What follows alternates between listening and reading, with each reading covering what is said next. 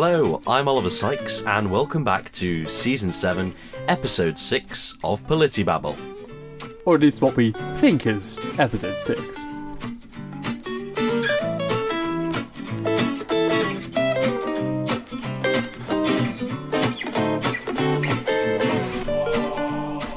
Yes, and of course I am joined by my usual co-host, Archibald Elliott. Thank you, Oliver. And we've also got a guest on today, by all chance. Yes, our first male guest in a while, and yes, we're lucky to be joined by Luke Ennett. Hello, Luke. Hello, Oliver. How are we? I'm all right, thank you. Very good. Was that a classic case of Oliver's sexism showing through by mentioning sex there? I was just noting the fact that we haven't had a male guest in a while. It just shows that we have a wide range of gender on the podcast.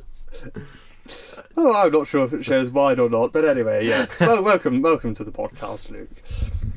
See, we've got the fabulous topic. Actually, no, before we get onto that, Luke kindly reminded us before the podcast episode we must simply ask the single most important question of any of our guests. If you were a cake, Luke, what cake would you be? Now, that's a very interesting question, Archibald. And I've been doing some thinking, and you quite rightly informed me that a donut does not count as a cake. So, within this relatively short span of time, I've came to the conclusion that I am a Victoria sponge cake. Wow, a Victoria sponge cake. And why would that be, you know? Why would that be? Well, Victoria sponge cakes, they're not really that presentable from the outside, you know, but as you dig deeper, you find that nice thin layer of jam. And I think that describes me because, you know, some people might not see me as, you know, a very interesting person from the outside, but once you get to know me, you reach that small layer of jam, for which is my personality and how I think I can be quite a little bit of fun. Yes, and you got a bit of cream in there as well, don't you? Yes, that jam and the cream, good combination. It was a very good cake, I must say. Good choice. Well, of course, you are our first male guest since a while back, maybe February, March, when we had Andrew Langer-Newton on. And funny enough, you both have something in common.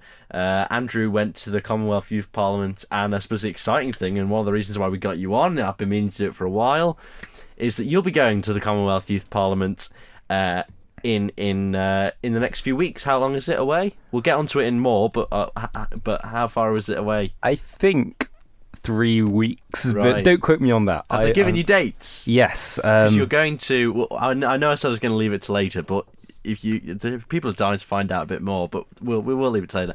You're going to Trinidad and Tobago. Ah, very nice. It'll be warm there. Is that the Caribbean? Is it? Yeah. I believe it's in rainy season, but it definitely will be warm. Question is, will it be warmer than the studio we're in? Probably not. Oh, well, it is. It's rather toasty here up at Broadcasting House this evening. The second week running, there's been no air conditioning, so I do hope you find more of that in the faraway place that is Trinidad and Tobago. I says, without further ado, we shimmy along to our main topic of this evening's discussion. We're recording very oddly on a Saturday evening of all things. We usually... On Hop Tune weekend. Indeed. So we saw the cars flood into Douglas, the capital, on the way in. The city. It's a city now, isn't it? Yes, I do forget. It looks very much... It's changed overnight since being awarded city status. It suddenly no longer looks like a town, but it looks like a city. So, yes, we're on to the topic of 0-hour contracts.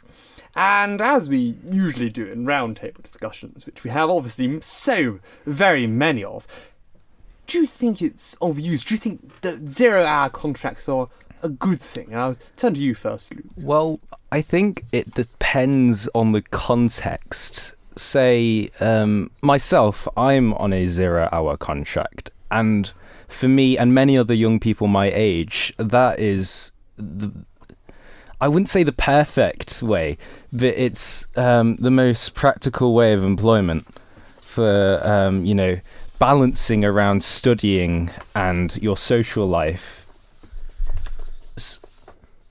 Yeah, I agree completely there. I'm likewise on a 0-hour contract, and I agree with you there. My only one sort of gripe with it is, obviously it's great because you're not fixed or anything, but it probably is annoying for employers at a certain time, especially with young people, that they have young people free a lot at the same time, but there's not a very even spread, so potentially, I don't know, young people not really wanting to work early in the mornings, so that, that doesn't really always suit the employer. I can see Archie wants to interject here. Oh, I was just wondering, so do you think that 0-hour contracts are perhaps more beneficial to the employee than the employer? Well, I think after a time, so say, for example, I don't know, I was given a Saturday job, and that Saturday job was from 2 o'clock till 5 o'clock in the evening. But then, after a while, it suited me really well. Sometimes it changed. Sometimes they got me in on a Friday evening. Then they started trying to get me in on a Saturday morning from 7 o'clock in the morning, and that did not suit me, and it probably doesn't suit a lot of other young people because they don't want to wake up that early. So for an employer, as much as the employer can be flexible, you can be flexible, there's also that little niche point where they want you, but they, and that's the one thing, is 0-hour contracts are great because you're not attached to anything, but also employers are likely to go through people like no tomorrow. But that's then, I suppose, the youth population of work is probably more prevalent within the hospitality and retail industry. Yeah, definitely, yeah. But if we go on to the demographic which work with 0-hour contracts and aren't part of the youth, the young, trendy, millennial, hip-hop, Gen Z, total eating, guardian reading, where I say the anti-growth coalition, as some might say. I knew you were going to say that. If they're not part of that, and they're part of the exodus around that, and they're no longer part of the young generation, do you still think that 0-hour contracts are beneficial? Well, I'm not entirely sure on that, to be honest, because I think that they are for someone who has as an adult who has a family. Maybe that's a lot easier for them, but in some circumstances, no. I think that they're not that. Yeah, I think it's more for someone who has a very busy schedule, who has a lot of things that crop up here and there, can't always sort of that needs to make time for family and that sort of case. But yeah. Well, there's some interesting statistics published in August of this year, on the 11th of August, by the CIPD. If you've not come across the CIPD, it's the Chartered Institute of Professional Development. And their research highlights that actually 0-hour workers were largely satisfied with their jobs as other workers. So 62% were satisfied or better with their jobs compared to 66% of other employers. But there's a very interesting one here on mental health.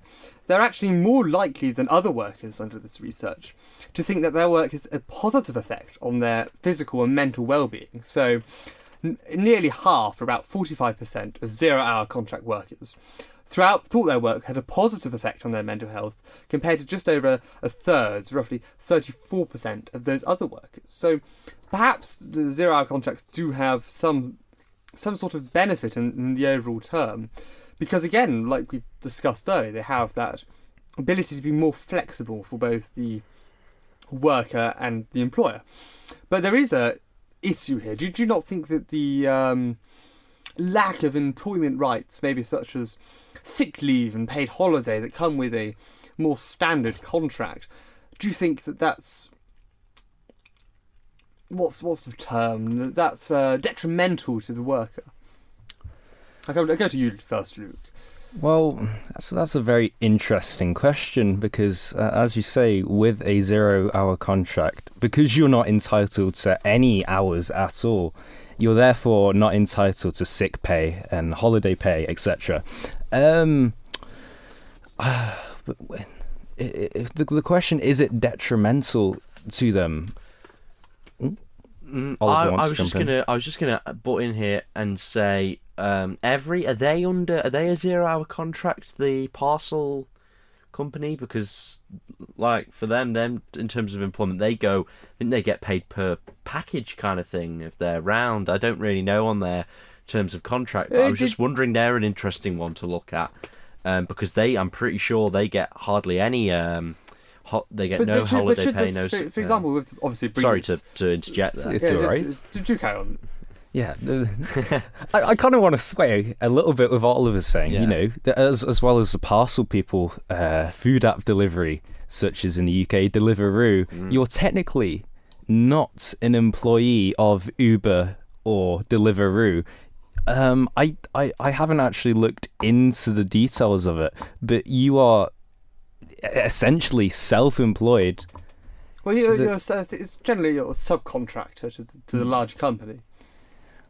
I'm not sure. I'll have to look deeper into it.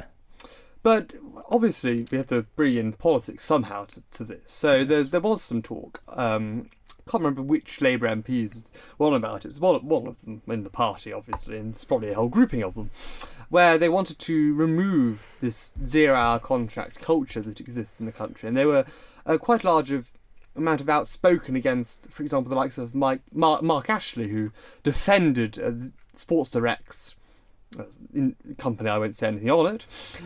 Their 0 hour contract schemes. Do you think that the governments, the legislature as such, should be doing more to work on this for people? But let's remove the youth demographic for this. But for those just in the general working environment. Well, first of all, probably one of the only times I'll ever be able to correct Archibald.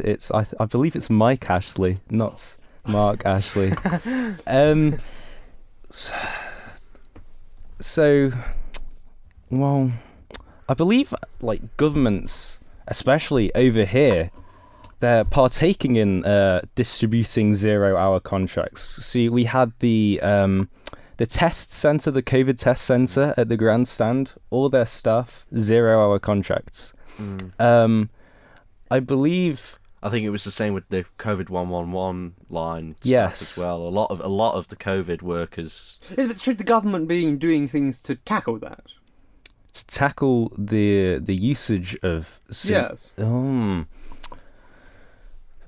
That's a tricky question, because so many people, such as parents, they rely on 0 hour contracts so they can, for example, do the school run in the morning and the afternoons.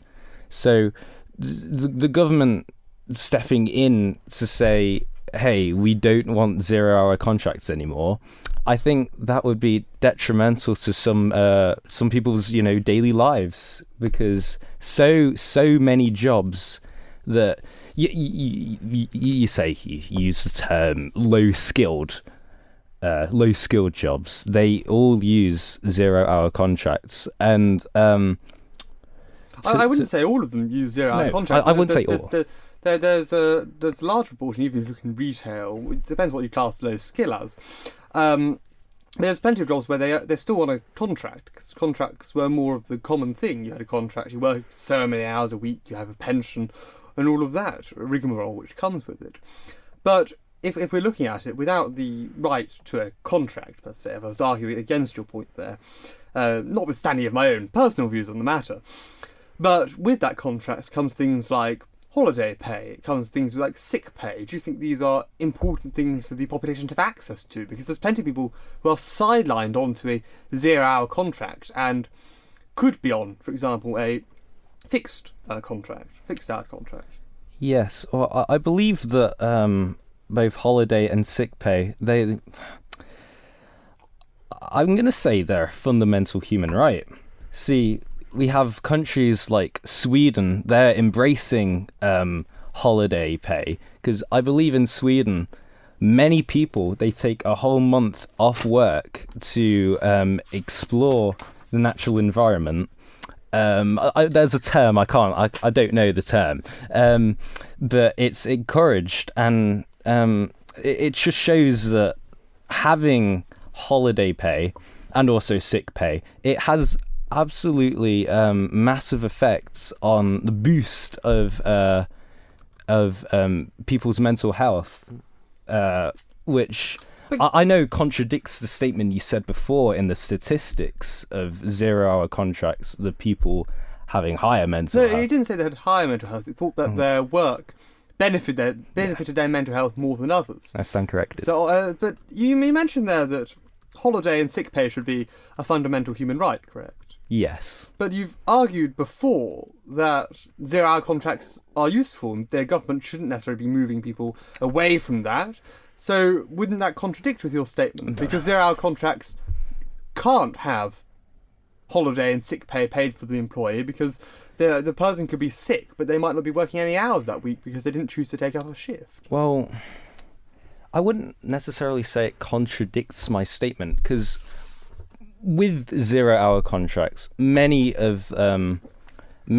employees, the company is not entitled to pay them a yearly salary, which that then therefore falls back on the government through benefits, which we'll speak on later with the welfare state.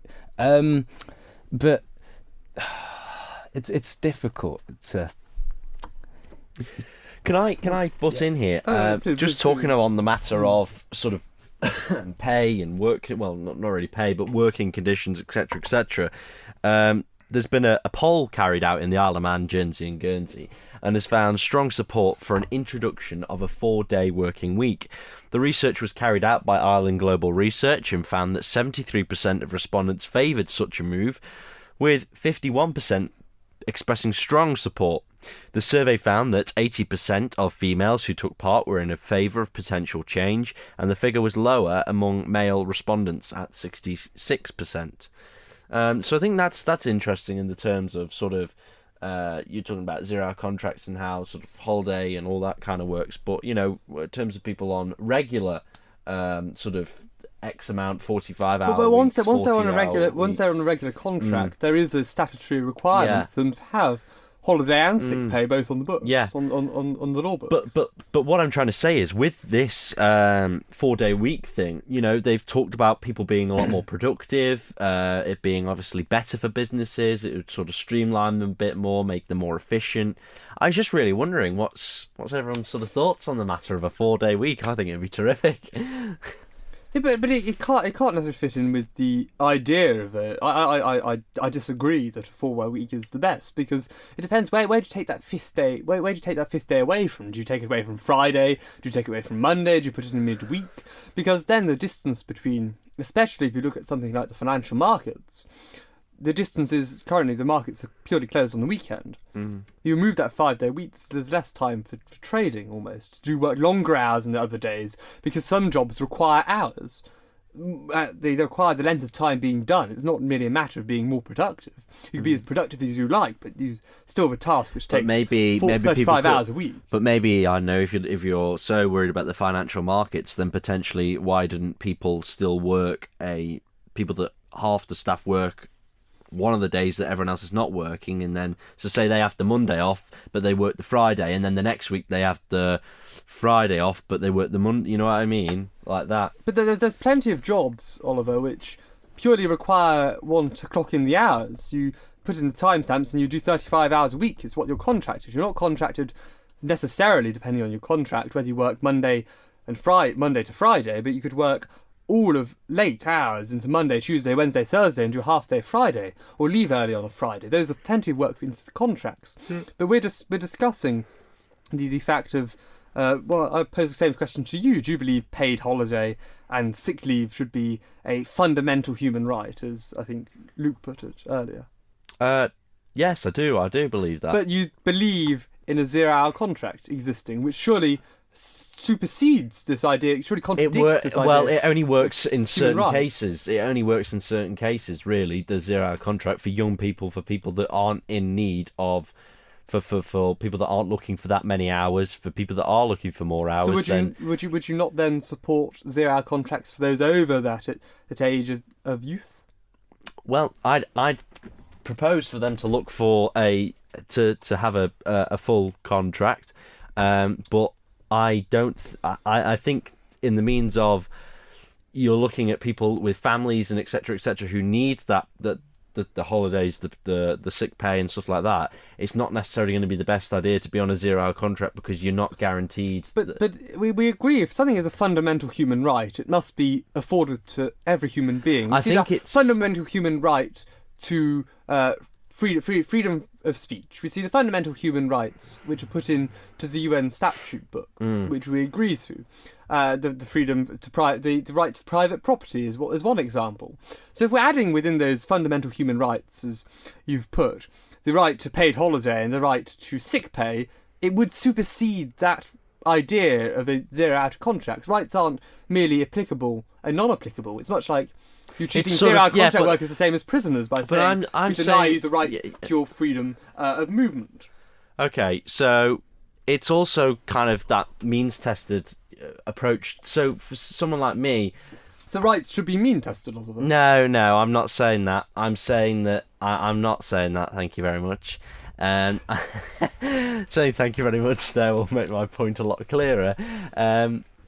What I'm saying is for it. I don't know. Maybe the person who is on a 0-hour contract, who has got a family that is ill, who's not very well, will end up having to go find a new job or get a contract that suits them. So would you withdraw your statement about sick pay and holiday pay being a fundamental human right? What was the sick pay and holiday pay being a fundamental human right? They are, yeah. You've both purported. But where would you, again, if we were to delve further into first the rights issue, unless you want to discuss something else, where would you set that holiday limit? Because you do, if you put it in the rights, it's fundamental human right. It applies to everyone globally. It's a fundamental human right. It's not a British citizen's right. It's a human right in the whole. So, would you, for example, pay them however much per day, and the statutory limit's the same for every country?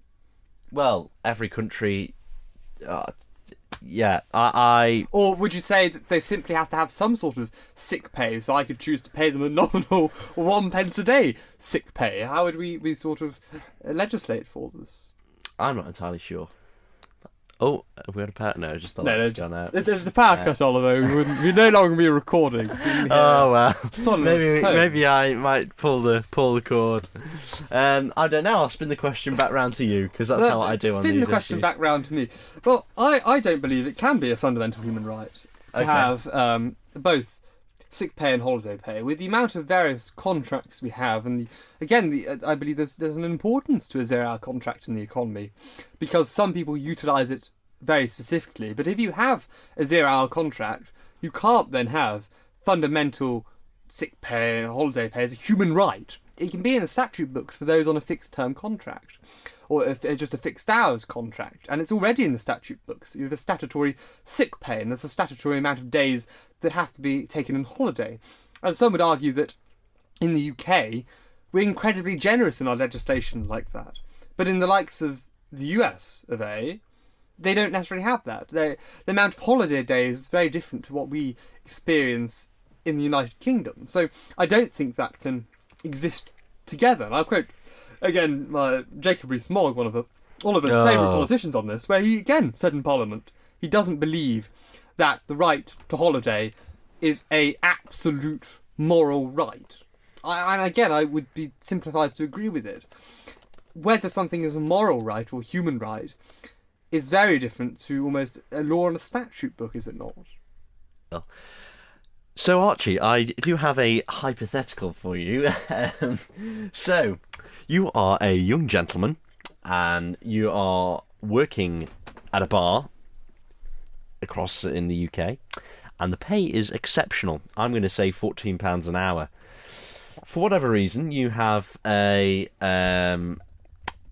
performance with your local band. You play with the band, and they happen once every month, every third week of the month. I was an excellent salary, £14 an hour for bar staff. Apparently, Yeah. the general That one is- coming in is about about £10 to £11 an hour. So Well, you are pushing on nearly being assistant manager. I am wonderful behind the bar. Yes. Anyway, you have to work Fridays or Saturday nights, and you have these gigs on occasionally, and because you're a student, so you're studying throughout the day, and you have other commitments on. Well, what music am I playing in these gigs? You are playing. You're playing heavy metal. Very, very Yes, me. Very me choice. Yes. Anyway, so your employer. I think I've done the same again. No, so My employer, yes. yes. So your employer then goes, we're not going to need you anymore. I need you to either have a proper contract, which would see you not. You would have to either say, well, I can't. It's either a normal contract or a 0-hour contract, but you have to be off every couple of weeks for these gigs. What would you do? Well, you see, it would be a very predicament scenario depending on the rest of my lifestyle that I'd have to food on my background. You've But got to if pay. you Oh, sorry, and couldn't you've got to pay for your rent, and yes, you've got to pay of for course. all But this if stuff. You You're a couldn't young lad. negotiate. But you're a student, so what grant are you on? Sorry. What grant do you? What size of maintenance grant do you have? I assume because you're working, you have some sort of student loan. You have a maintenance loan from the government. You? Yes, because I'm a student apparently. Oh, Working at right, bars yeah. and gigs. Well, you're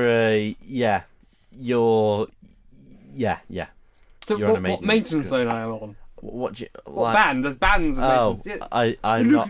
For the sake of Oliver, he's getting £150 a week maintenance grants. There you go. Thank you. And how much is my rent per week?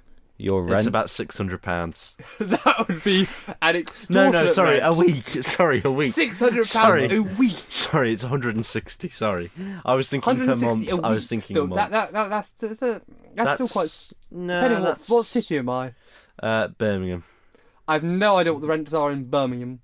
They're all very. If I'm looking at student accommodation, Let's say £160 a week. There we are. Yeah. So I therefore don't have to pay rent. I just have to cover my living costs. So does my rent include or exclude bills? At that price, it should include my bills because I assume yeah. I'm in a shared house. yeah. So I have to pay for my food, etc. So if I couldn't negotiate a fixed contract which gave me that time off every so often, then I would probably find other work at a different bar that would accept my contract. Yeah.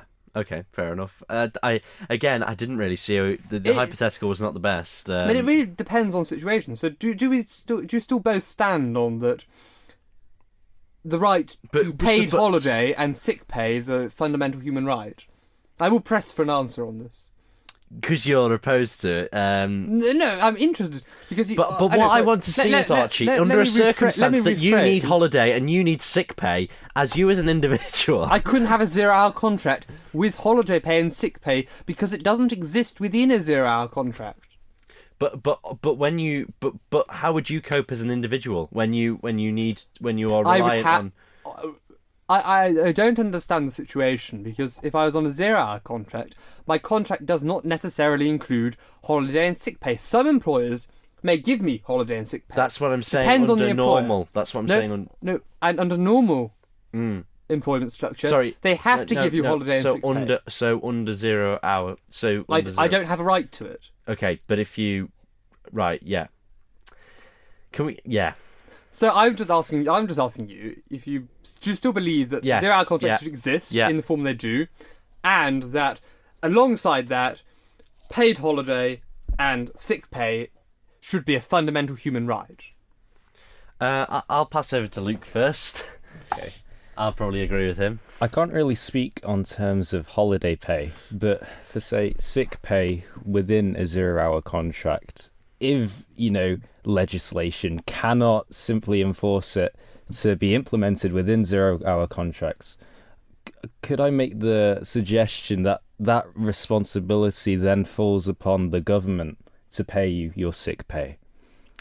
Well, the government does, from my understanding, have a benefit for that. Yeah. It's already, for example, in the Isle of Man, the benefit already exists, because when they removed the COVID support payment for people off work with COVID, who perhaps had 0-hour contracts, they were then suggested to contact the benefit office, because there's already a benefit which covered it just at a lower rate. But so you wouldn't agree with the onus being on the company or the employer? Well, obviously, I'd agree that the responsibility falls upon the employer, but there's all the legalities around it, and I just don't know whether it'd be even possible to include sick pay and holiday pay within a 0-hour contract, because obviously you are not entitled to any working hours. So, but it kind of contradicts the statement, because there's benefits to 0-hour contracts, but as I just said before, it contradicts the statement. But surely through the use of benefits to provide you with that income whilst you're sick, surely is that not the government agreeing with the stance that sick pay is a fundamental human right? Well, the fundamental human right is something I would argue, under the understanding being a universal declaration of human rights. It's a human right that every single human should have. The right to sick pay is what I'd take a universal, it's fundamental human right as. But the government is not necessarily that. It's paying a benefit. We have a welfare state. If you're out of work, you can get a job seekers allowance. That's all within it. It's not saying it's a fundamental human right. They can go and take it away. It's not written into any sort of human rights bill, is what I'm saying. It's just a statutory requirement, again, if you have a contract, that there is sick pay generally and holiday pay included in that. Is my understanding of statutory contracts is correct. So I just think it surely contradicts. If we have a 0-hour contract, we think that's a good thing. If you were to then introduce the need for holiday and sick pay within that, it surely would be unfair on the employer, who would have to pay sick pay to someone who didn't work any hours, or holiday pay to someone who didn't work any hours, and it would be different to your normal contract. Because again, it's a 0-hour contract. It comes without those benefits. That's why it exists. Well, I think that's... But it leads us on to our next topic of discussion, actually, in a very, very good way, because we're discussing their statutory payments from the government. It leads us on to the very complex issue that is the universal basic income. It's very much lauded by politicians and the likes of, from memory, Jeremy Corbyn and these socialist extravaganzas, the tofu-eating, Guardian-reading, woke karate, dare I say, the anti-growth coalition. So, UBI, good thing or not? Oliver? I'm not too well informed on it, to be honest. I think what is it like? He didn't do his pre-reading before podcast. Oh dear. Now he's had a whole week of half term to discuss it as well. I've been very busy with other such things, such as a 0-hour contract job. Thank you very much. So Oliver, if you were a university student in a bar. And you need it, yes. Anyway, you. That was the worst. I apologise to listeners before for my waffle. It's not the worst I've heard before, so you're perfectly safe. From me? No, just in general, yes. Well, I think my just don't listen to anything I've said so far. Oh, there was I should mention this example, going off topic horrendously as we usually do. But there's a fantastic example where I was arguing against someone, and it was about the issue again. It's about pay. It was about the gender pay gap. I asked them if they thought it was actually a discussion about gender, and they thought gender was a social construct, it didn't really exist. So I asked, is the gender pay gap also a social construct? And they answered me very firmly, no, it is entirely real. So I asked them, the gender pay gap is based on gender, which you've just argued is a social construct and not real. So how can the gender pay gap also not be linked? They fail to see the dichotomy of their views, that in one hand, gender was a social construct and didn't exist, and on the other, the gender pay gap was a really important and pertinent issue that entirely existed and needed to be dealt with. So I think I remember you telling me Yes. this, and I thought, yeah, crikey, not much thought behind what they were saying. yes, but we're all men on the podcast today, at least I assume. So we can't possibly discuss this gender pay gap. It would be horrendously sexist of us, all white males. Well, you Oh, brought dear. it up, so Yes. So UBI, good thing or not, then, Luke? Well, from my perspective, I'm not 18 yet. I'm 18 next month. But say I turn 18 next month. Well, many happy returns for next month. Oh, thank you very much, Archibald. So say I am 18 and the Isle of Man had UBI, say £700 a month. From my perspective, I want that in my bank account right now. But this is where I think the UBI is flawed, because how are you paying for that UBI? Say through increased taxes, but then what are you taxing? Is it for, say, tax on the highest income earners? Because if you're just increasing their tax, they'll go somewhere else. They'll go somewhere like I think Bali. They're trying to bring in new people through, for example, I think it's called the digital nomad. Yes. Yeah, the digital nomad scheme or whatever it is. They'll just go somewhere else, and then now we do not have the means and capital to fund such UBI. But if you look at the UK, for example, as a country, rather than Isle of Man, which has a lower tax rate, the UK already has a 45 pence in the pound tax rate on high earners. And they're almost a captive market. They stay in the UK. Those who are don't want that tax paid have already left the UK, because it's still an extortionate rate of tax that Liz Truss was supposed to remove before she became a member of the wokey-cokey anti-growth coalition, described as U-turn on that policy. But into that substance, it could be funded, some say, by getting rid of the benefit system as it stands and replacing it with UBI. And it would apparently alleviate pressures on our NHS, on our health service, on the benefit system and all of that. So they say it can be funded by means you may increase the top rate of tax ever so slightly, or corporation tax ever so slightly, and it funds it, is what they'd say to that funding issue. But I would come in with a different stance. Is it morally right that we pay everyone, no matter if they do any work or not, a global basic wage? Or no, sorry, not a global basic wage, a universal basic income. And that's a good question, because obviously there are some people. I believe the Isle of Man has a very, very, very low unemployment rate. I don't know the figures. It's about 300, I think. Yeah, it's exceptionally low. So I'm not sure what they are entitled to per month through the benefit system, but I don't. There's many people on benefits still in work Yes. who would not be again classed in that unemployed sector. But then you have to figure out, will they be better off or worse? Like, say, can you give me a figure what this universal basic income is per month? Well, it depends. It depends on what we decide the universal basic income is. Some may suggest £500 a month, 5,000 a year. Some may suggest 10,000 a year. Some may suggest 1,000 a year. There's not a set suggestion. It's up to the implementer to decide. Yeah.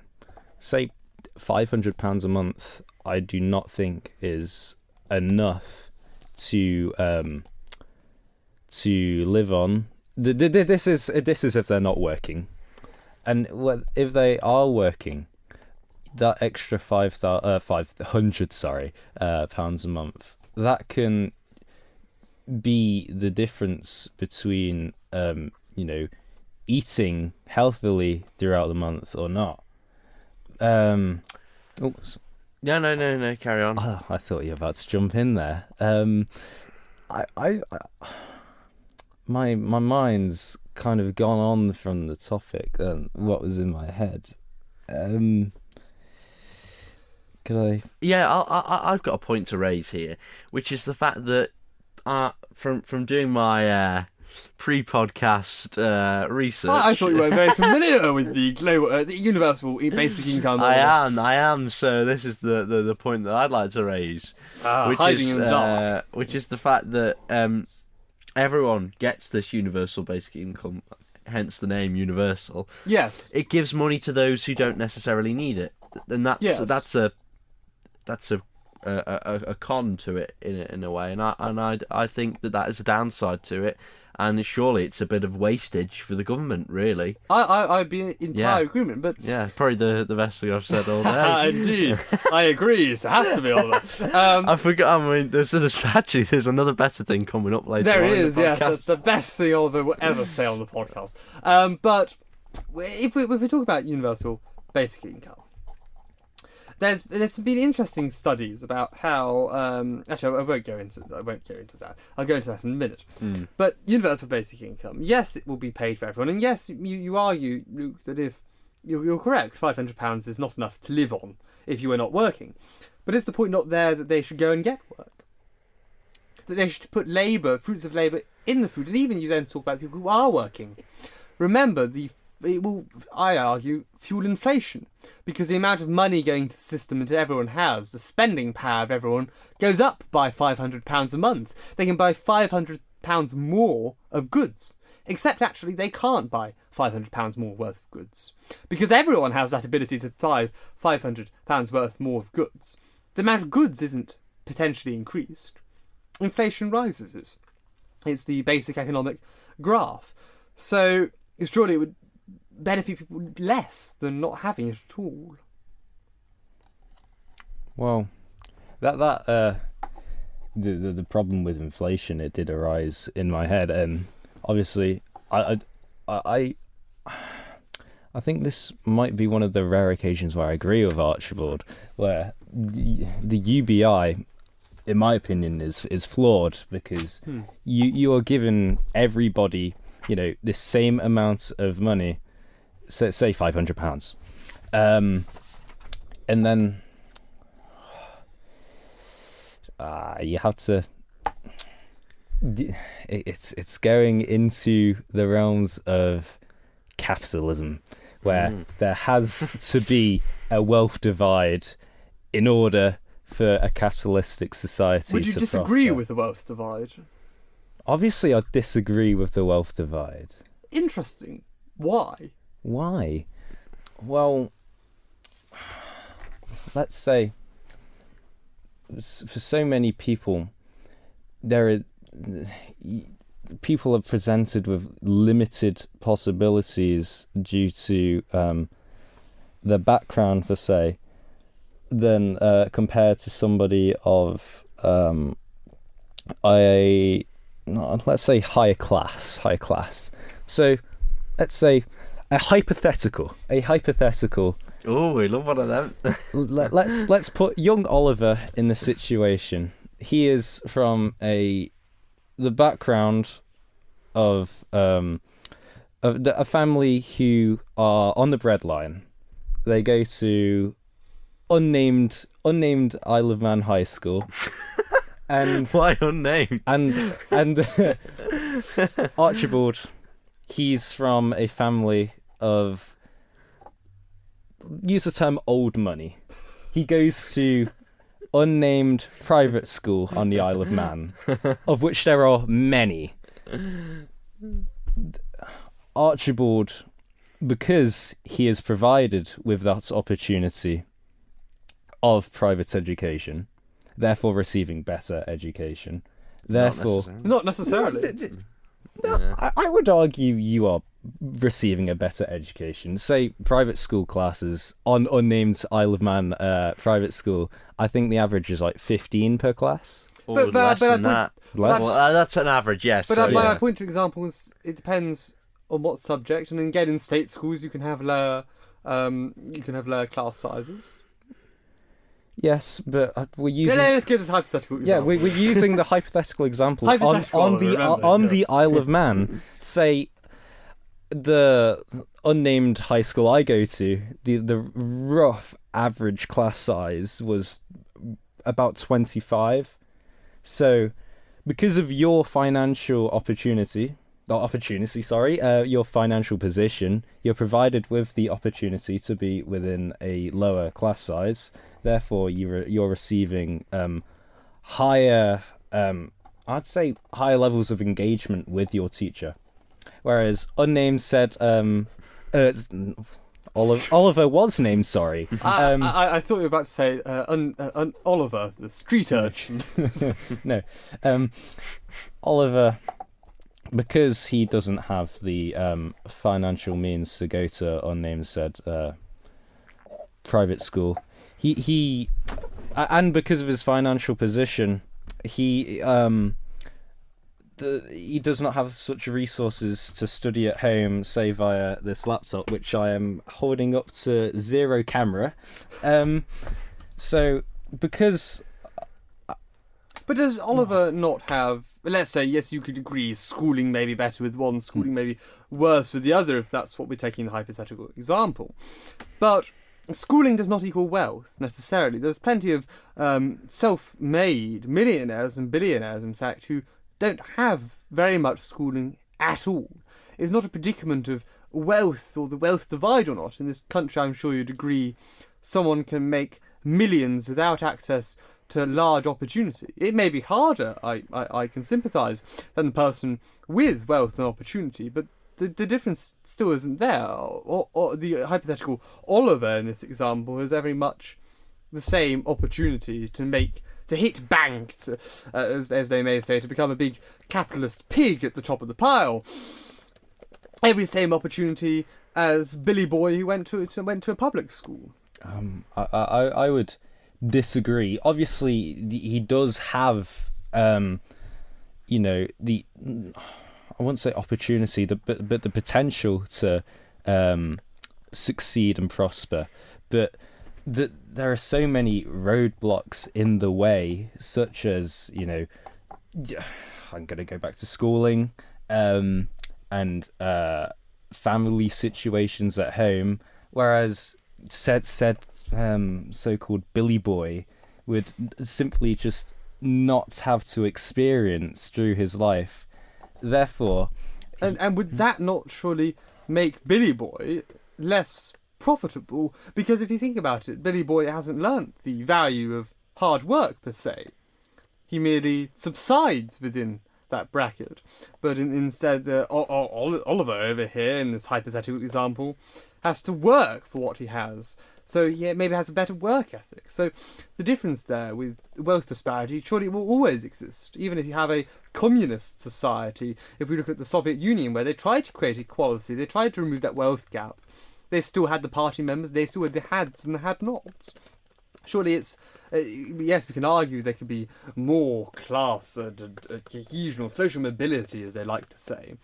But is it inherently wrong? How would you suggest we fix it? Fix the wealth divide. Yes. Tax the rich. But would they then not all move away to these digital nomad hides such as Bali? Yes. Or the Barbados, I think it was Barbados or Bermuda had a wonderful program where you paid 2,000, you got tax break and everything. Looked like a rather good program out in the sunny Caribbean, just with the risk of a few tornadoes at its display. So yes, but going back to, I can't remember what we're talking about something to do with the global basic wage in the communist and a capitalist society which we live in, and one may agree maybe the eat and greet capitalism, the big one which wants to create monopolies, isn't the most beneficial towards the worker, but the state paying it out, I don't think does the same. UBI lowers incentive to work. If you can just sit at home, let's say it's not a 5,000 UBI, it's a UBI which you can live off to give everyone the ability to live, why would they then want to go out to work? They have their home provided for them, they have the food provided for them. There's no incentive to go out and better oneself, as to say. But in the issue with the wealth divide, there is that want there created to go and better oneself through the means where the state provides education. It's not like in centuries gone by where the state doesn't provide education. Education opportunities are only limited to the classes which can afford it. So surely we are in a better position now. If we look at the Isle of Man, for one, there's a I'd say, a rather generous grant from the government for, which is a grant from the government for tuition, and then the maintenance loan, which is afforded if, again, it depends on a lot of other factors. But if you point to a family like, to say John Bloggs over there, whose family's on the breadline, he would qualify for that grant from the government to go and better his own education. So it does come down to, I suppose, the question of would a UBI fix this? I don't believe UBI would fix this, but the overall wealth divide, it surely. We could go for an hour debate on capitalism versus other means. Oliver, we haven't got Oliver's stayed dangerously silent here, hasn't he? What were we saying on how... Wealth divide. On the wealth divide. How we sell the wealth divide. Or should the wealth... I suppose we should ask the question, does the UBI solve the wealth divide? Not necessarily, because it gives... Like I said, like the point I mentioned earlier, it gives people who don't need money. I forgot about Oliver's point. Very good point, Oliver. Yes. Although, maybe they do need money. Maybe their money is tied up in offshore trusts. They can't access them because the taxman will know. But yes, I must move us on after our interesting discussion on UBI and on zero context. I must say I have enjoyed greatly. It's been very, very good. You've been grilling us and you've been grilling me, Oliver, with those hypotheticals. So the thought experiment. This is one grilled you to smithereens because they've been so awful. They've not been. Oliver, I honestly have heard much worse. So, again, I've done some awful atrocities with hypothetical in my times. But yes, this comes from the pig that wants to be eaten. And it's more, less economical matter. My preference, I don't... discussing economics long length is terribly dry, I find, at times. Especially, if you do want to read a dry but very interesting economics book, I recommend The Euro by Stiglitz. Nobel Prize-winning economist, but he's a fascinating book on the euro as such. I won't spoil the story for you. But yes, Oliver, without further ado, the... Indeed. Oh, they've just introduced the fanfare for me. It just seems to be the fact that my microphone is indeed turned down. So that leaves me with no further than ado to give us the fanfare, which does not seem to want to play, which is interesting. And that'll be why, because I had the button turned off. It just so happened to be that my laptop screen was covering the thing. So for one more time, to introduce Archie again.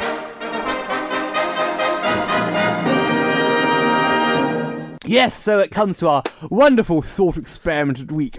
This is number 65, nipping it in the bud. And no, it's not talking about nipping it in the bud with children to stop them being naughty, or otherwise nipping a rosebud to stop it growing. No, it is talking about morals, again in politics. A fun favourite of the podcast. So, it comes from, as usual, The Pig That Wants to Be Eaten by Julius Baganini. So, the president lowered his voice and said, What you are suggesting is illegal. Yes, indeed, Mr. President, replied the general. But you have to ask yourself how best to protect the lives of your citizens. The situation is simple. Tatum is determined to both mount a campaign of ethnic cleansing in his own country and to launch military attacks on us. Our intelligence tells us that he is almost alone in this view, and that if we were able to take him out, he would be replaced by the far more moderate Nestor. Yes, but if you talk about us taking him out, assassination of a foreign leader is contrary to international law. The general sighed. But, Mr. President, you must see how simple your choice is. One bullet, followed by a few more as security services clean up afterwards, will be enough to avert a widespread massacre and probable war. I know you don't want blood of a foreign leader on your hands, but would you prefer to be drowning in the blood of thousands of his and your own people? That's the thought experiment, nipping it in the bud. It's a rather complex one here, whether our own intolerable morals should supersede that of law or international law. Is the law always right? So I pose the question to whoever wants to take up the proverbial football first. Should we obey the law, or should we obey our morals? Which supersedes the other, or in fact, should we weigh them in tandem? Well, I knew Luke would go to me there. Should we obey the law? No. Should we obey the law, or should we obey our morals? Or should they work in tandem? Which supersedes the other? Remember, we're talking about a president. Should he assassinate that leader of a foreign country who may form an ethnic cleansing campaign? I think we should do a bit of both. What should the president do then? Here, I don't. I'm not. should he assassinate the leader Tatum? Who's going to Have an ethnic cleansing campaign, and launch military attacks on us? Maybe he should assassinate him after he did the attacks, but prior to that. So, Oliver is advising the president to let the attacks happen on his own country and then assassinate Tatum. Well, because why would you kill him if he wasn't actually going to do it? That's the other thing. The evidence has shown he will. And okay, we'll kill him then. But yeah, okay. Simple answer from Oliver. Usually ever diplomatic and elusive with these sorts of things. Nah, kill him. I come to you, Luke. What should the president do? I'm going to have to agree with Oliver here. Just plain and simple, get rid of him before we have bloodshed. I think that calls for another fanfare. Indeed, I think we are in agreement here. But let's play on this hypothetical a little more, as I like to do. Extrapolate from the thought experiment. Let's say, in fact, it's for economic means that the president is assassinating Tatum because Tatum will stop the US having the oil of the country. Oh, I don't think economic means it wouldn't be right. So what's the only means you would agree with the president breaking international laws? Would it be only bloodshed? I think so, yes. I'd agree. Yes. Or the... very good. Unless you have another hypothetical. No, I think that's enough. It's the hypothetical show. We've had enough of hypotheticals this week. Hypothetical we should call it, instead of Politibabble. Yes, should we just do hypothetical babble instead of Politibabble? Well, yes. Well, we come on to our next favourite part of the show, which is, once again... Play a little bit of music.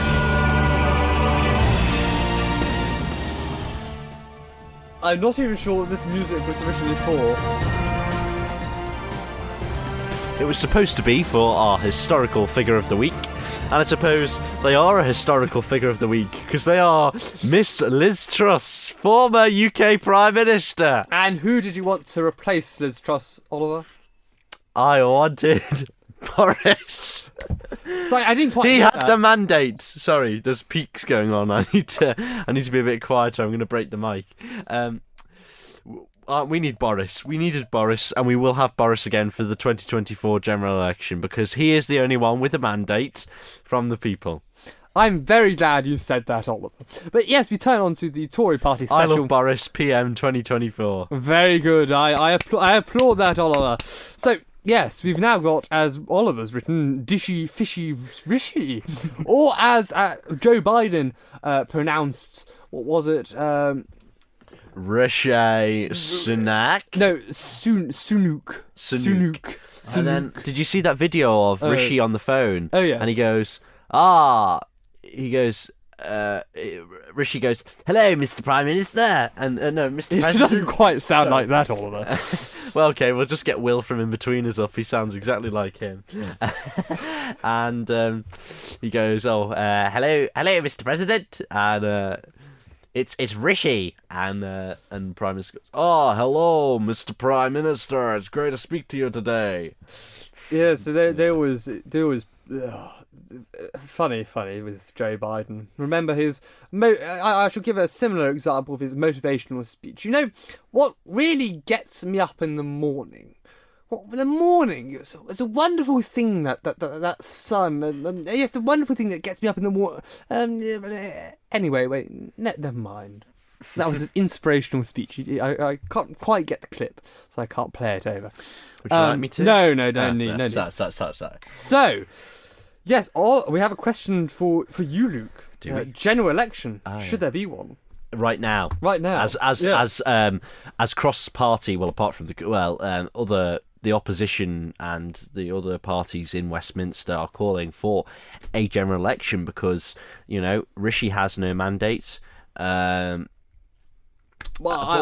actually, Oliver, before we pick up Luke's brains, I shall disagree with you. I know what you're going to say. Rishi has a mandate. Can I say why? Because the mandate is not for the leader. Yeah, they don't elect the leader, they elect the party. And if he carries out the 2019 manifesto, he entirely has the mandate of the country. I knew you were going to say that. I just knew it. So fair enough. Fair play. Fair play so in yes, the studio Luke, should there be a general election? I'm going to give two answers. I think there should be a general election, but there won't be a general election. Well, yes, we know that. Yes. We know there won't be. Why should there be a general election? Why should there be a general election? Because, the UK's confidence in the Conservative Party is at an all-time low. I can't remember the figures. I saw it on Twitter, and I can assure you it was a reputable source. YouGov, that was it. The Conservative Party, should there be a general election at the moment, would be on course for a record low number of seats. With what about 22, wasn't it? Yes, 22. That was it. I don't know. I think personally that the poll was very disreputable with the seats calculation, because it entirely depends on constituency, and they don't have the constituency data from YouGov. But actually, I think I think actually more of them. I don't think that's an all-time low now. It was lower after Truss's mini-budget, I think. The confidence shrunk. With Rishi, the markets have recovered. I think there's more confidence in our government. There's a percentage here from YouGov. 68% thought Rishi Sunak would be better than Liz Truss. 41% thought that he would be better than Boris Johnson. Again, these about the same. They think he'll be better or the same. Or he'll be better than Theresa May. He'll be better again than David Cameron. He'll be better than Gordon Brown. So it's interesting, these parts. I think there's actually more hope with Rishi Sunak than the prime ministers before. Well, fair enough. Well, I want to move on to yourself, Luke. So tell us a bit about you going off to the Commonwealth Youth Parliament. How did that come around? I know you were awarded with Outstanding Contributor at Junior Tynwald in July of this year for your contribution. You moved a motion and it successfully passed. I mean, it didn't obviously officially, because it's Junior Tynwald. It's the Isle of Man's version of the Youth Parliament, and now you're going on the world stage to the Commonwealth Youth Parliament, organised by the CPA, which is the Commonwealth Parliamentary Association. Correct. So, yeah. Tell me more. I will tell. No Greece reference. What's the Greece reference? Oh, I don't get it. Yeah, tell me more. Do you know? Tell me. It's as usual with all these modern pop culture. It's over my head. I'm sorry, but Greece is actually quite a classic now. Modern pop culture. Yeah. Okay. It's no Gilbert and Sullivan. So. It's no Gentleman. You know that song? What's it called? I've forgotten the song from Gilbert and Sullivan's, one of their shows. I am the merry man. I am the the really quick yes. It's no this one. Go on. It's just what? Where is it? There we are. Can you hold it a bit close to the mic? It's the wrong. It's entirely wrong. I've got the wrong. There we are. I think this one's it. Here we go. Not too close, please. What's this one? I like this one. Yes, the Major General. That's the one.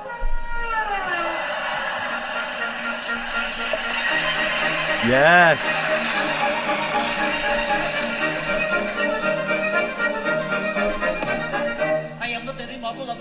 General, I've information, vegetable, animal, and mineral. I know the kings of England, and I quote the fights historical from Marathon to Waterloo in order categorical. I am very well acquainted with matters mathematical. I understand equations both the simple and quadratical. About binomial theorems, I'm teeming with a lot of news. Lot of news. Yes, that is the one. Yes, it's anyway. wonderful. This was actually from a recording at It's one of my favourite recordings that you can find on YouTube. It's from Canada's Stratford Festival in 1985. That's where the recording comes from. It's a wonderful production of it. Anyway, that's enough for the musical references. Luke, I'm sorry to interrupt you there. No, I'm sorry. We're not sorry. You're both forgiven. We're not sorry. Carry on. So I'll tell you the full story. So I was playing a football match for Castletown Metropolitan Football Club. It was a combination match against, I believe, Douglas Royal. Was this your last combination match? No. Oh, your second to last. Second to last. I believe we beat them like 2-0. Don't quote me on that. Okay. So I'm getting the bus back from our marvellous victory, to which I open my phone to see a message from the Honourable June Watterson, SHK, who is forwarding information about the CPA Commonwealth Youth Parliament. Now, at that time, I had absolutely no clue that this was going to take place. So I will forever be thankful for June informing me about it.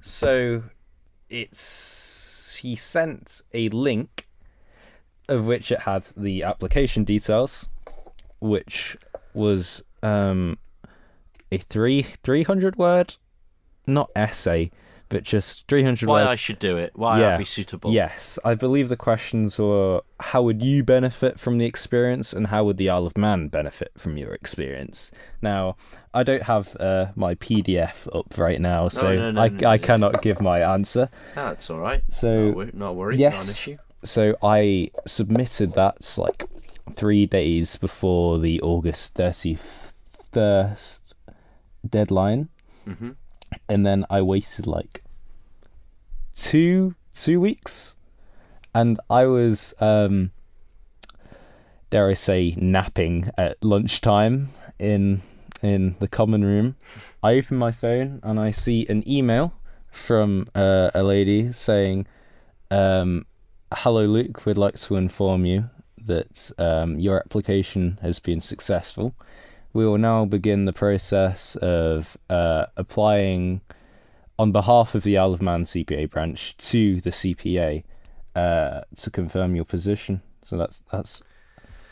So what does this consist of then? You going? So it consists of both, I want to say, lectures from various Commonwealth parliamentary figures, and then there is almost like a mock parliamentary sitting of which you debate motions.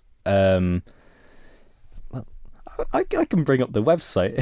Yeah, no worries. So how long is this going to be taking place for? It's a very good thing for the Isle of Man to, for you to sort of network and put the Isle of Man out on a global stage. I hope you're going to get yourself a lovely Manx tie or a lovely Manx badge or whatever. That'd be great, and hopefully have good dialogue with the other counterparts there, and just have a great time connecting with people, really. I'm sure you'll make some fabulous connections, and I'm sure it'll be worthwhile. Yes. Yeah. Well, that's exciting. So in the meantime, she'll go on to our final stage of the podcast. I wish you all the best there, Luke, and hopefully I might do a little recording with you to see how it went, what you learned, and how that went. Indeed, yes. And when we could bring you back on at post, whatever suits you. Post CPA Commonwealth Parliament. I mean, you're not. I've sort of asked questions, but you're not really going to know how it plays out until you go, will you? Yes. But it's exciting anyway for the Isle of Man. Can you not tell the future? No, I don't think you Sadly can. not. Anyway, we shall move on to... I know Oliver's the best here at Predicting the Future, so I very much trust that Boris will be back for 2024. He probably will, to be honest. He wants to be anyway. In the meantime, we shall, if the PC reloads, should do. It's being a bit slow and temperamental today, I have to say so. Anyway, we should have a brief look at some of the local news. Well, Archie's having a gripe with the Isle of Man government at the moment in regards to spending. and especially their benefits sort of scheme over child meals over Christmas. Mr. Speaker's portrait cost £7,200 and was revealed the other week in front of members of Parliament and other guests. So these are the two main headlines we're looking at this week as a short insight into Isle of Man current affairs. Well, Archie, you're having a bit of a gripe on social media the other day with the Isle of Man government over spending and other such means. Well, yes, Tell us more. They're far, far too inefficient with their general spending, so it seems quite entertaining when they... Well, not entertaining, it's a bit sad and a bit unfortunate and quite disheartening when they decide not to go ahead with schemes that cost very little but are actually extraordinarily effective. So in the summer they ran for children on free school meals. They ran different events for them, they gave them vouchers, food and all of that rigmarole, and they've chosen not to run that, a question by Jason Morehouse. They posed to Kate Lord Brennan, the Minister, Lord Brennan, as the Cabinet Minister, and asking about if the similar scheme was going to be run in December and so on over Christmas. And they decided that there was no current plan to do that. And I think it's a great shame if a plan like that doesn't go ahead, because the cost is absolutely minimal to a government who wastes, for example, £35 million on a new ferry terminal over budget. So it was already going to cost £35 million. There's been another £35 million. Or go over budget on a promenade scheme, or waste money left, right, and centre. But on a scheme which doesn't actually cost extraordinarily much, but does a large difference, they won't even seek to fund. And that I find slightly unfortunate and disheartening. Considering we're a Christian country and it's Christmas after all, we should surely have a bit of humanity with it. Well, I think you do make a fair point there, but I suppose it's one of those things. Government can't provide all the time, can they? The role of government isn't to be there for everything and for. So you don't believe they should fund the scheme like this, Oliver? No, I do, but I think at the moment in time, government are trying to, tighten the spending. But it's a minimal cost.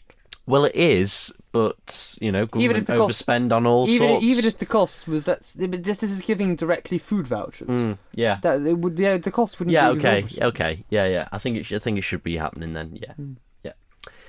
Now, Luke, yes, we should ask your opinion. I think it's, I wouldn't say an outrage, but it's wholly disappointing that they're not going to provide this scheme over the winter. I believe during COVID lockdown, they had a similar scheme in place, but then they're saying we simply don't have the means to fund it. But then you have to look at where. Well, I don't think they didn't say they didn't have the means to fund it. They're just cutting down on spending. No, they didn't plan to introduce one. There was no plans to introduce one. But then you could point out funds which could have been used to fund the scheme being spent on roadworks. For example, I want to say it's Richmond Hill as you're going down into Douglas. That had to be resurfaced twice over the period of 2 years because they contracted a company from across. They did not do the job well, and I don't think they did it at the right time. So the concrete, I don't know what surface it is. I'm not a road expert. Well, it's micro asphalt. Yes. Yeah, it did not set on the ground, so they had to. I don't know if they actually had to pay them again to come back over, or the contractors had to fork it out themselves. But you can obviously point to other infrastructure schemes such as the promenade, which is way over budget, and how it's worth it for those painted roundels. It's just about right in my view. Jokes. Totally not joking. And they're spending, I can't remember, but it was in the thousands just to de-rust the rails for the horse trams along the pram. The prom. I suppose these costs there. I know my qualms don't lay with those costs to say, because I think it was just poor fiscal forecasting for it, and they overran, but they made the contractor work because they didn't, and that didn't cost necessarily more, the end bit over budget. But it's more for the likes of like the ferry terminal. That's a very large saving they could have made, and that's the ineffective spending, I think, overall contributes towards it. It's not actually one scheme which you could say could redistribute it. And the main point was that, for example, there's no holiday activities or providers putting towards a proposal towards government as had done in the summer. So that was one argument against why they hadn't chosen to introduce anything over winter. But again, my main qualm is why not at least provide some sort of food voucher where they could buy actual food. It can only be sent on food. It's very specifically, very targeted, and that at least makes sure they're eating well over the Christmas period, as we are supposed to be charitable over Christmas. It's the entire message of the Christianity. We are supposed to be charitable to these people. So that's, again, something qualm I have. But Oliver, I think, wants to talk about Mr. Speaker's portrait. Yes, I'm not sure whether Archie or Luke have seen Mr. Speaker's. Yes, I have. So it was clearly done in advance, before the end of the parliamentary term because obviously if he wasn't elected back in as speaker, they would have had to have put the portrait straight up, because as soon as it's when he leaves the house. It's not actually when he's no longer speaker, it's when he actually leaves the House of Keys. But it could take a year. Even if he had left, it might have been commissioned. He was probably just commissioned lately because he may intend to stand down. Extremely great artist and fabulous portrait. But yes, the cost is rather expensive. But most of the cost was... Sorry? I would have thought that's 7,000 for no, I know. Entirely reasonable. Yeah, I know. I agree. I just think that that maybe they could have done it in a cheaper way. I mean, it was very good. They could have taken a photograph. That's what Oliver actually wants to say. They could have done. If you want to do it on the cheap, but on the other hand, it is incredible. Really is. But usually in these things, you do pay for what you get. Yeah, you just certainly do. And I mean, in regards to actually, they paid the painter, I don't know how much it was, 5,000 something, whatever. The actual expenses for him, the painter, to get over, and the other bits weren't actually too expensive. But I just thought it was an interesting point to raise, that it's been painted, it's, waiting to be hung. It might be a while, it could be 30-odd years. Rob Callister seemed to be very enthusiastic on social media at getting it hung on the wall. A bit too enthusiastic, Mr. Speaker did say. Well, I think that concludes today's podcast. Thank you, Luke, for having us on. Having you on. For having Thanks, you on. Thanks, Luke, for coming on. Yes, is what we Thank you. Thank you. Yes, I hope you've enjoyed it. It's been an experience. Yeah. And do you have anything further to say, Archie? Or Luke, do you have any further to say to our listeners? If you are in sixth form at Castle Rushen High School, come along to the CRHS Debating Society. When will it be taking place? Sometime next term. Okay. They don't know yet. Keep in touch with Luke Ennett, then sixth former at Castle Rushen High School. Yes. Well, that does conclude. This is supposed to be our outro music. It's a bit different. Oh yes, I think Sorry, Archie. This must be an old version, but yes, that concludes the wonderful podcast that is Politibabble for this week. We hopefully shall be back in your ears at some point next week. So if you do want to listen back to prior episodes, you can find them on manxradio.com/podcasts/Politibabble. That is manxradio.com/podcasts/Politibabble. And as usual, do get in touch if there's anything you wish to discuss, or have any complaints or queries or general comments on a political nature, and be more than happy to engage on that.